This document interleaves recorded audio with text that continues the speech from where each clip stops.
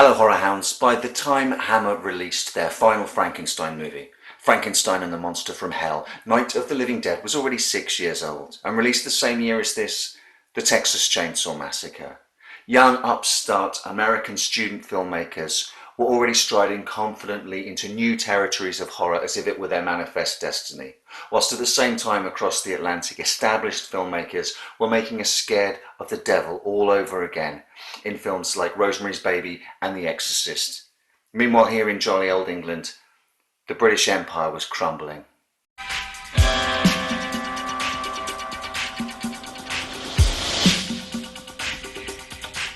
This was Terence Fisher's last film. It was Hammer's last Frankenstein movie. It was Hammer's last Gothic movie until The Woman in Black. It was their last sequel until The Woman in Black 2.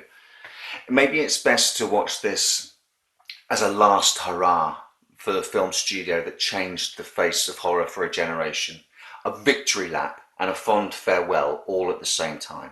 The film opens with a protege of sorts, a young Dr. Simon Helder following in the footsteps of Frankenstein, perhaps leaving the door open for a new generation to come in and take on the mantle if Hammer fortunes were suddenly reversed. But Helder is sent to an asylum for practicing the same kind of sorcery that Baron Frankenstein was convicted of. We discover once we get to the asylum that Frankenstein, thought long dead, has actually faked his own death after blackmailing Klaus, the director of the asylum, and now works under the pseudonym Dr. Carl Victor, making Frankenstein himself this movie's mandatory Carl. For in all 6 of these Hammer Frankenstein movies with Peter Cushing, there has to either be a Hans or a Carl.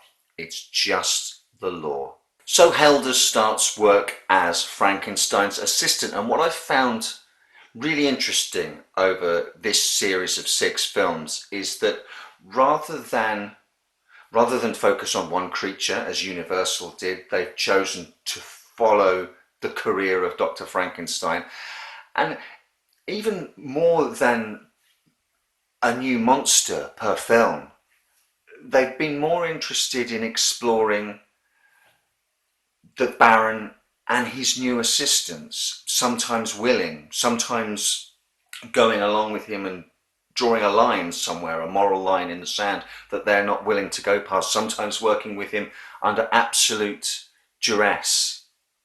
It's just this constant mixing up of the formula that we thought we knew, which made Hammer so successful in the first place.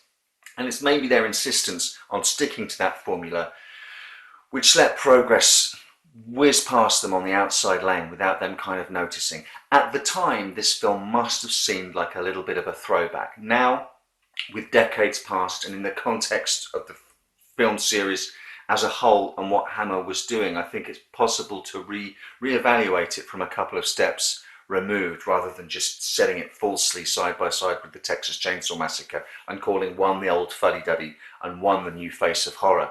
Because Frankenstein and the Monster from Hell, if it is a last hurrah, it's a hell of a last hurrah. Cushing seems more gaunt and frail than ever in this movie, and it's completely understandable when you realise that he's still reeling from the recent death of his wife, a loss he would never get over. But as usual, he gives this role everything he's got. Even as frail as he looks, he still leaps with gusto from a tabletop onto the back of a rampaging creature, getting flung around in circles while he tries to subdue him and administer a sedative. He also, as he has always done, finds moments of macabre humour in the script, like tucking into a meal of kidneys seconds after performing a bloody operation, the bloodiest operation that this franchise has ever seen. And the relish with which he uses the irony of dismissing one of the inmates of the asylum who has a god complex as someone who's suffering from a common enough delusion, given that the largest god complex is going on between Frankenstein's own temples. With this performance, Cushing gives us a glimpse of an aspect of the Baron's personality that has hitherto only really been alluded to: insanity. He finally speaks out loud a possible extension to his experimentations into the creation of life that have merely been alluded to in previous installments. That is mating the creature with a woman. Consent is never considered. When Simon, his assistant, accuses him of madness, he responds, "Possibly. I must admit I've never felt so elated in my life. Not since I first..." that was a long time ago. There's a melancholy nostalgia at play here. A man who's followed his mania for so long that he's lost all sight of his original and noble objective. He's left to wallow now, swapping and restitching bits of the inmates at his disposal, creating monstrous abominations instead of the perfection he once strove for. And there's a poignancy of past glories of Hammer now, past glories out of reach, as well as the extra dash of sadness given Cushing's recent loss, which caused him to throw himself into his work, saying yes to practically every offer without thought of quality, just a desire to keep busy, to keep working, which is now the state that the Baron finds himself in. The Baron's new creation is a hulking, ape-like creature, a previous inmate, Herr Schneider, played by David Prowse, that he refers to as a throwback, a Neanderthal type creature, a homicidal inmate who, I will be honest, doesn't look great. It's very clear that the mask is motionless. It's not prosthetics put onto Prowse's face, who desperately tries to act through this rubber. And the huge ape-like hairy body is just a bodysuit that you can see him wearing. However, working with what he's got, David Prowse is able in moments to imbue this creature with moments of empathy, and also provide him, when needed, with a genuine air of threat. And it's kind of a kick, I'll be honest, when you watch Victor with his creation in this movie, to realise that the next time we'll see these two actors together is on the Death Star as Darth Vader and Grand Moff Tarkin. Surely Cushing's performances over these 6 films as Frankenstein played no small part in Lucas casting him as Grand Moff Tarkin in Star Wars, a character who's able to ignore the human cost of the great work he is undertaking, conscious only of his rightful place in history. And just as Frankenstein in these movies is kind of like a Joseph Mengele figure, Tarkin is surely like a Nazi official overseeing the running and administration of a concentration camp. Since Frankenstein created woman, we've seen the film censorship of the time becoming more and more relaxed, and Frankenstein and the Monster from Hell is the flat-out goriest Frankenstein movie of all of the 6. There's a body with its hands removed, set aside for the Baron's work. The Baron grasping an artery in the creature's wrist with his teeth so it can be tied up to staunch blood loss. A gloopy eye hanging on a cheek while the optic nerves and the veins are being reattached so the eye can just be popped back in, as Victor says. Another inmate who hangs himself with his violin strings cutting horribly into his neck. That inmate, now a vital ingredient of the Baron's work. We see the top of his head actually come off now, exposing the brain, and then the brain's cut out all in loving close-up. And the second brain discarded with a bloody splash into a metal basin on the floor before being kicked absent-mindedly across the room by Victor.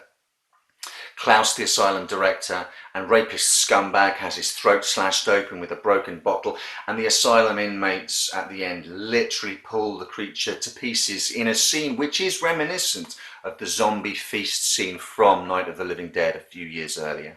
The Hammer glamour is present and correct. Madeline Smith plays a character called Sarah, or Angel.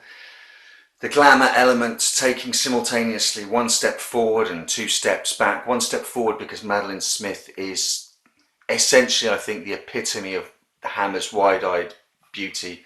You can see much more of her, literally, in The Vampire Lovers, and I could watch her all day long. But unfortunately, her character is a retrograde step. It's another beautiful yet mute woman who is kind of victimized with not much to do herself. A little bit of a backward step there. The ending of the movie, though, is gloriously downbeat, wonderfully nihilistic. It seems almost purgatorial. The experiment's gone awry and is destroyed, but Frankenstein has learnt nothing, happy enough to carry on, now completely in the grip of his mania, whilst everyone else in the asylum is trapped there and completely under his control, whether they know it or whether they're completely oblivious to it. It's a hopeless ending that kind of sees Victor's wish in the revenge of Frankenstein, that they'll never be rid of me, destined to come to fruition. It's almost as if, well, they're literally trapped in the asylum with the madman running it. But it seems to be some sort of stand-in for a purgatory or a hell in some little backwater somewhere, even though more films were not forthcoming.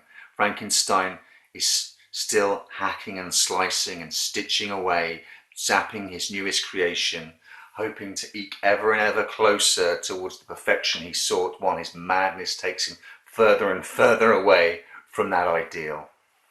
It's not the greatest film in the series, but it doesn't deserve the opprobrium that's heaped upon it. It's not as wildly inventive as some of the other sequels, but for the sixth part of a film series, it is still vividly fresh, exciting, interesting. It hasn't gone completely stale, and Christ, how many film series by the time you get to 6 can you really say that about? But never mind what I have to say about Frankenstein and the Monster from Hell, or as it's called here because the Spanish DVD was considerably cheaper, Frankenstein y el Monstruo del Infierno. That sounds fucking awesome. Let's round off, as we always do, with an alternate viewpoint taken from the Internet Movie Database user reviews, and as ever we will give channel favourite Jacob John Taylor 1 the final word on this movie, which he calls one of the best sequels ever. This is a sequel to Frankenstein Must Be Destroyed. It is very scary. Frankenstein is Dr. Frankenstein. The monster from hell is the Frankenstein monster. It is not the original Frankenstein monster, but it is the same race. A monster Dr. Frankenstein creates out dead body parts. So the title is misleading, because it is not a monster from hell. But still, this movie has a great storyline. It also has great acting. It also has great special effects. It is very intense. If this movie does not scare you, then no movie will. This is the 6th part of the Hammer Frankenstein movies. The first 5 Hammer Frankenstein movies are a little better.